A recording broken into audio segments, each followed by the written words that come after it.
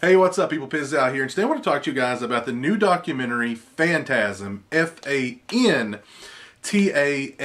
and I apologize if I butcher the director's name. I do believe it is Kyle Kukta. Again, I apologize if I butchered the pronunciation of that last name, but Mr. Kukta's documentary Phantasm can be best described as a love letter to horror conventions, a love letter to all things horror convention related. He traveled from Spooky Empire to Rock and Shock to Horror Hound to Monster Mania 23 and 24, shooting footage of the events, of the panels, talking to fans, talking to organizers, talking to vendors, talking to such stars as Tom Atkins, Heather Langenkamp, Amanda Weiss, about the whole convention, the scene, which of course, I mean, now has blown up to, just, there's like a convention every weekend. There's a horror movie convention like every weekend, it seems like nowadays.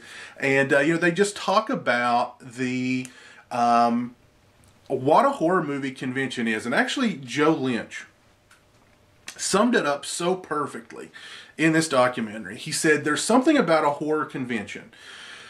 You don't get a comedy movie convention. You don't get, like, a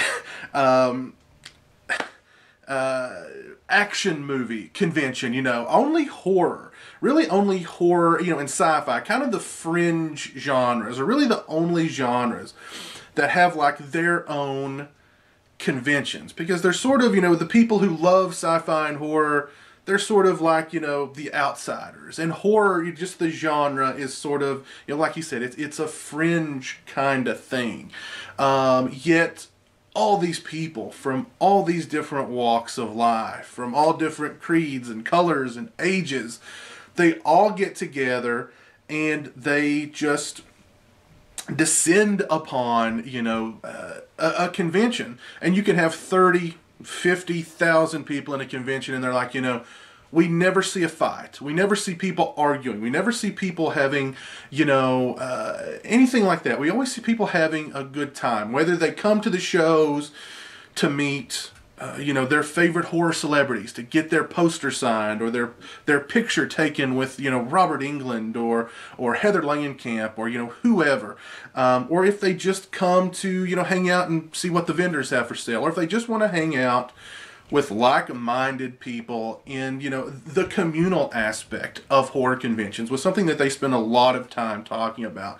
That, the fact that, where, in your hometown, or, in your family, because you love horror, or because, you've got tattoos, or because you wear black, or, you may be the outsider, or you don't feel comfortable talking about horror movies, with your friends who aren't horror fans. You can come to a horror convention, and you can be accepted for who you are, and there's no judgment. There's nothing to that effect, at a horror movie convention. And I really enjoyed that aspect of the documentary. The documentary is absolutely done, you can tell, out of love for horror, just horror in general, but particularly for horror conventions, and examining, why they're so huge, and sort of the origins of horror convention, going all the way back to the mid 80s with the first Fangoria conventions.